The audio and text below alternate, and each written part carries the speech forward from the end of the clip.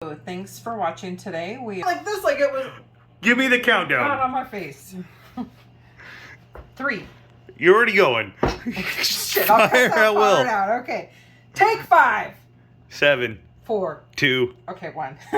Hey. Thanks for watching today. We are going to be talking about how to can red onions in vinegar. So hopefully you had a good garden supply. If not, you can sometimes find big bags at like Costco or wherever. These are a great addition to have to your food preps. These onion rings are perfect for any kind of addition to a fresh salad.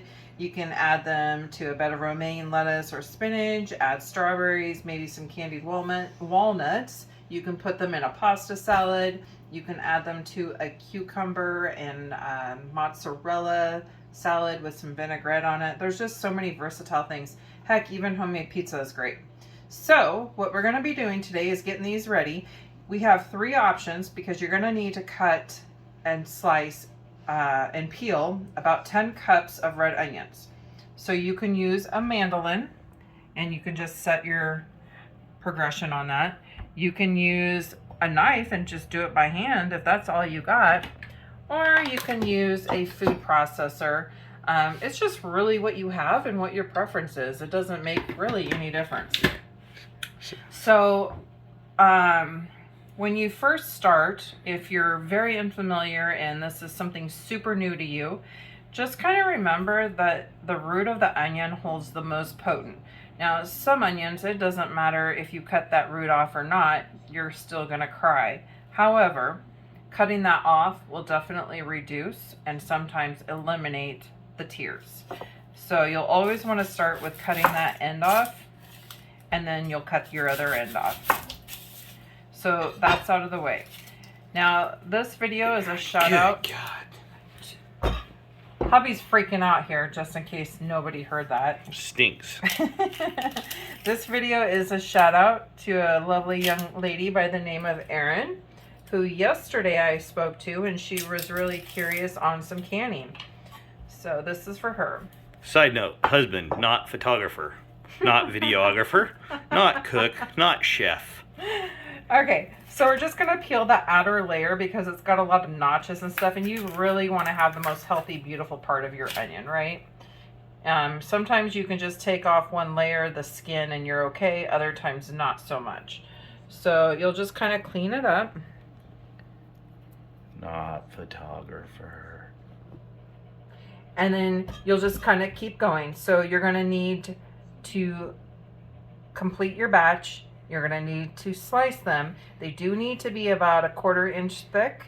And then when you're all said and done, go ahead and put them into a large stock pot. And then we'll go from there. So I'm going to whip these out and see where we're at. Can she lose skin?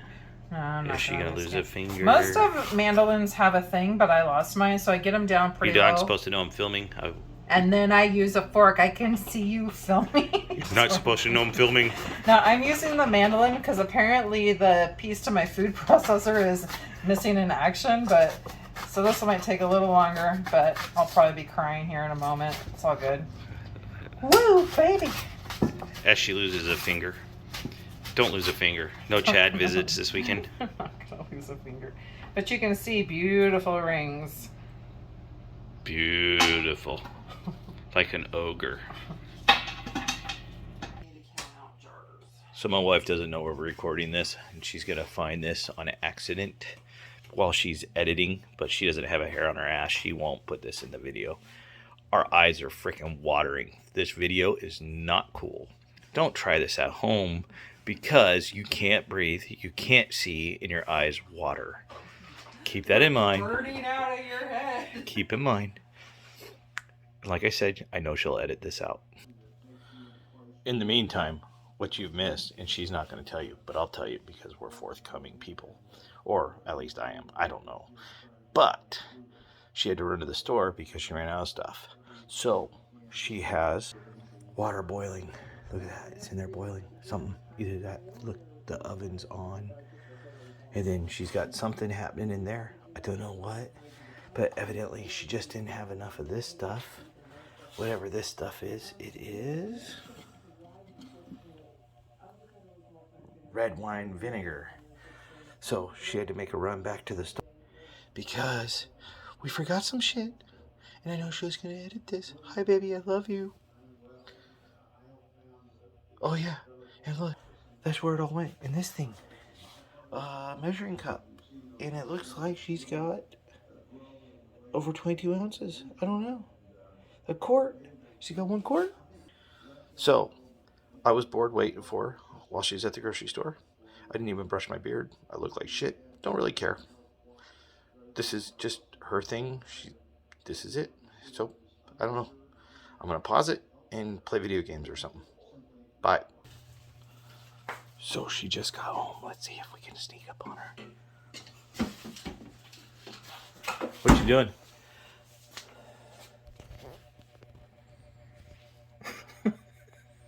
Nobody likes looking at a screen back on this. What's she doing? Okay, we ready? Yeah. Let's go to the next step. You're rolling. What are you doing? Oh, we are. Well, Yeah. hey, I asked you to take a look. She got red wine vinegar. Yeah, that's what she got. Red wine vinegar. Because that wasn't enough. And that's not enough. Okay, what's going on? Okay, so I got, as I said, about 10 cups. I decided to double it because I had so many onions. In fact, I still have onions left over. So I've got about 20 cups of onions. And you're going to put it on medium heat and, wrong burner, and bring it to a boil. Okay. And so if you are... So for this particular canning, you do need a water bath canner. Mine, however, developed a hole in it, so we are not using that. So all I did, if you don't have a water bath canner, you can use this method. I've done it multiple times. I pull off where your reader goes. Regulator. Thanks. And I put some tape over it, and I don't lock seal it. So that's all I do, and that way it'll act just like a pressure cooker. So what you're gonna need, if you're doing just a single batch, you're gonna need 7 jars. I am doing a double bath, so if you can see down here, I have, whoa. Not a photographer. I have a rack. Yes, you do have a rack. Shut up. I have a rack that you can set on top of your jars to add another layer. Now, because what may be 7 jars for 10 cups, sometimes, you know, how tightly we pack things can be a little different. And I just noticed this jar is chipped, actually, as we're looking at it. Back up so they can... You never want a chip jar. And as I was just gonna say, I always have an extra jar in case something happens or we have a little extra. And these need to be super clean, washed very well. And you get some hot water in here. You put a little on them so they don't float away. I've got water in the bottom, and I've been letting these heat up so they're hot. They're not hot enough yet, but this is where we're at. She's got 50 liters of water. Okay, so now what we're gonna do is, this is an entire garlic. We don't need an entire garlic. We only need 1 clove. So inside, all these little pieces are individual cloves. So for each single batch you're doing, you need 1 clove. And you're simply gonna cut your ends off. And when you cut them, you can see how it kind of like peels part of it.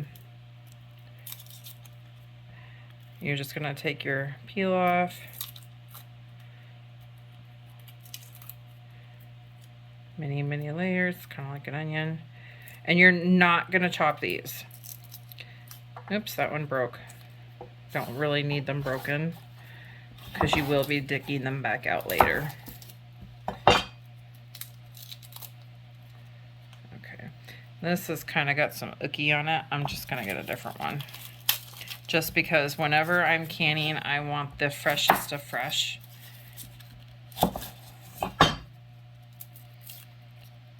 Because we're talking about food preservation here, and that's super important. Okay, so I doubled my batch, so I don't just have 10 cups, I have 20 cups, which means I'm gonna double the whole thing, but I'll tell you what you need. So normally you would do 4 cups of red wine vinegar, but because I have doubled it, I need double the red wine vinegar as well. So I am gonna go ahead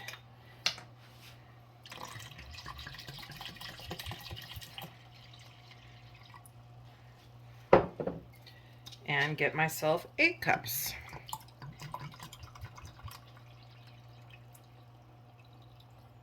Perfect.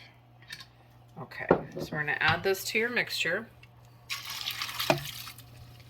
To that mixture, if you were doing a single batch, you were gonna add 1 whole clove. I'm doing double, so 2. And then we're gonna give it a nice, good mix. Yeah, it's strong, but man, these are gonna be so awesome. I can't wait. It kind of reminds me of like, what are those like Luigi sandwiches, those Italian subs? You get a sub sandwich with the salami and the ham and these, oh yeah. Sounds good now, don't it? This is a plug-free video. We don't endorse any place that we eat at. Okay, so this is gonna come to a boil. And while that's working, we're getting our jars heated up. Next, I'm gonna get the lids ready. If you've never done lids before, I'll show you that in just a second. Okay, so we need to get our lids going. And you'll need a pot with some water in it, and you can guess how much. You don't really need that much water. One thing is you don't want them to stick and try to seal like this. So you kind of want to stagger them. So you'll kind of lay them out like so. And then I tend to go like this. As you can see those are even kind of sticking. We see hands. I see dead people. Don't say that. They might hear you. 11, 12. Okay, so that was a full pack. I'm going to add a little more water and then bring 2 more over here. And then we'll just let those kind of simmer. Now, there's 3 tools that you're going to need, and you can get these. I'll actually put a link on the bottom. This little tool is super handy. It's a little magnet. That way you don't have to stick your hands in hot water, and it's great for at the end getting your lids onto your jars. How much does that cost? I can't remember. I've had mine for quite a while, but they're pretty cheap. Cheaper than an emergency room visit? Yes. Okay, this doodad here, this is going to hold your hot jars coming out of your cooker so that you're not burning your fingers, and that would definitely be an emergency room visit. How much did that cost? It was in a pack, babe. And then this one here, I love this one. It goes around your jar and it holds it firm while you're turning and getting your rings put on your jars. So great tools to have, and like I said, I'll put a link down in the bottom.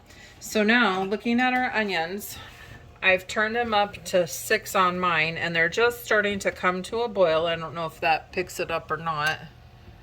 Let's see the little bubbles. Yeah. Okay, so we're just about done with these, and I can hear my jars in the canner. So what we're gonna do is I'm gonna turn it up 1 more notch, and I'm gonna set my timer for 5 minutes. My cute little kitty cat timer. I love this. Okay, so we're gonna go 5 minutes. And when that's done, that means, I know, he's cute. When that's done, that means that these are done, and we're gonna turn off the heat, and then we're gonna start doing our jars, okay?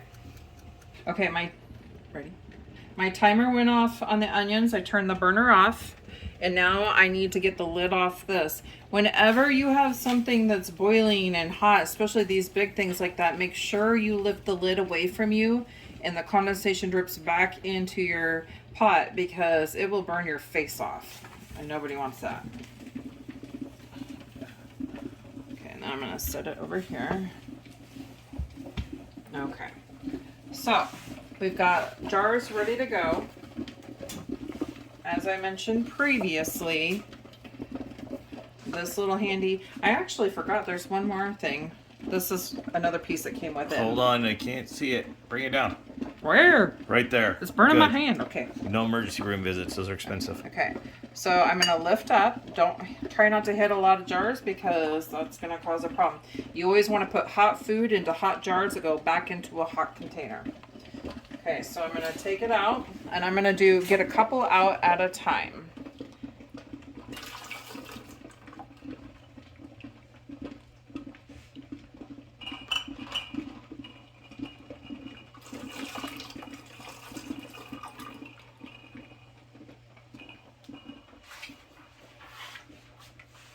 Okay, you're gonna put this in here, and right now we don't want all of that juice. We will later, but in the beginning we just want to get the onions in there. So I'm using tongs, and obviously it's gonna drip in,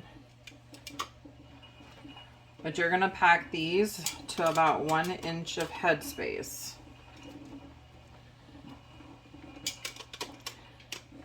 Okay. I think I can get a little bit more in there. Okay, and usually that's somewhere right around this bottom ring for those of you that are unfamiliar. I've been lying to you for years if that's 1 inch of headspace.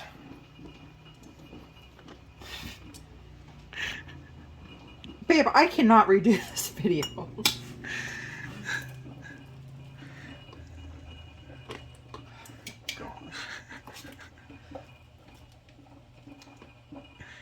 Okay, so we're gonna get these bad boys all filled up.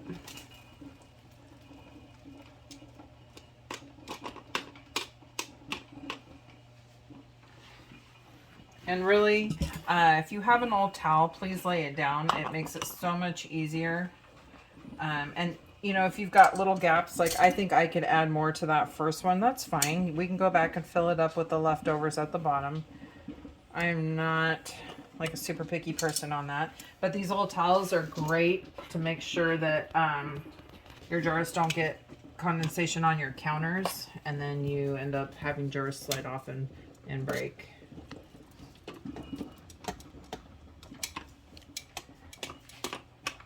Okay, so we're gonna continue to get these done, and then we'll be back with the next step. Well, even though we doubled the batch, I did not get a full load. They cooked down so much more than I thought they would. So that's okay. I took out the extra jars out of the cooker, and so we're gonna do the next step here, which is getting our lids on. So again, going back to this handy little tool, you always make sure to wipe your rims. See, we got little onion hangy strings going on here. You don't want those hanging out. It really has to be super clean. A clean wet paper towel or rag works perfect. Where did my magnet go? Okay. So you're just gonna take your lid out, bring it over and on. You have to do it one more time because your cameraman sucks. Oh, it's okay. We'll do it plenty of times. And then put it on, and this one's good to go into the pot. So let's try another one here. We're gonna wipe your rim nice and clean to make sure there's nothing on it to prevent a good seal. You're gonna take your lid that's been activating, that rim inside activates with that water that it's been simmering in. So you're gonna put it on top. You're gonna grab a ring and tighten. And you're going to keep doing this till it's all done. Now keep in mind, after you fill up with the onions, you need to take that remaining juice and add it. So if you look at this, you can see there's still about 1 inch of headspace. That's the shut up. That's the important part. And so anyway, we're going to get this done, and we'll be back in just a second.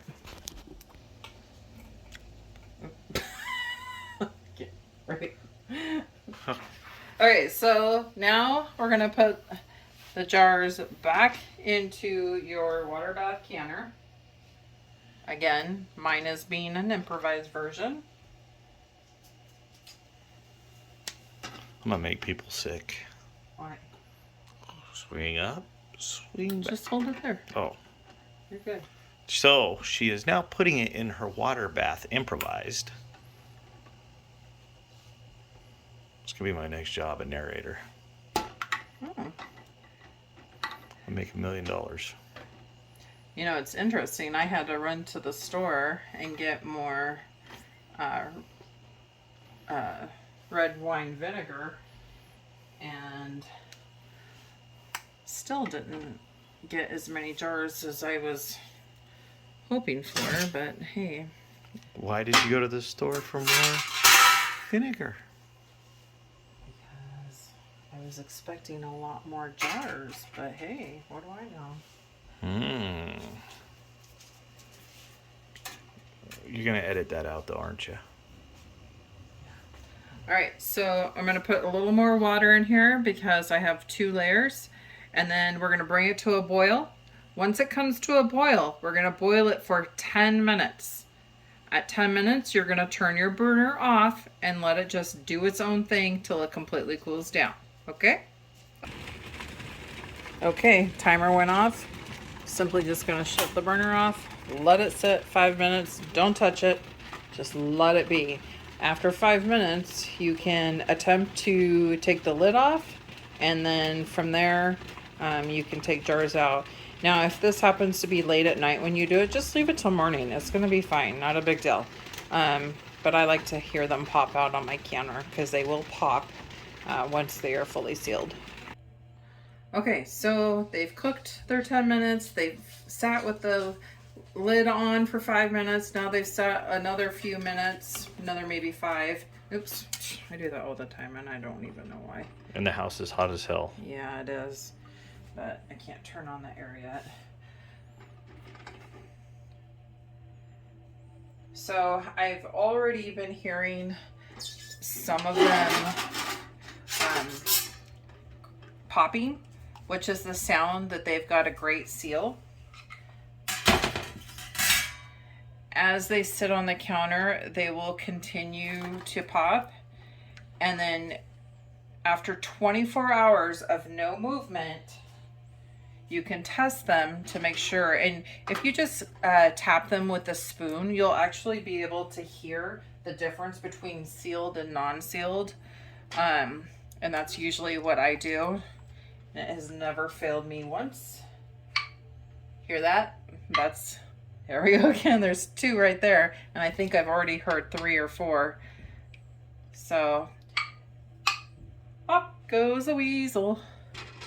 So anyway, so these do need to sit without movement for 24 hours. And when you're all done, simply label them and don't forget the dates. That's super important. We always want to make sure we have our dates going. That has to be all the jars already popped, I think.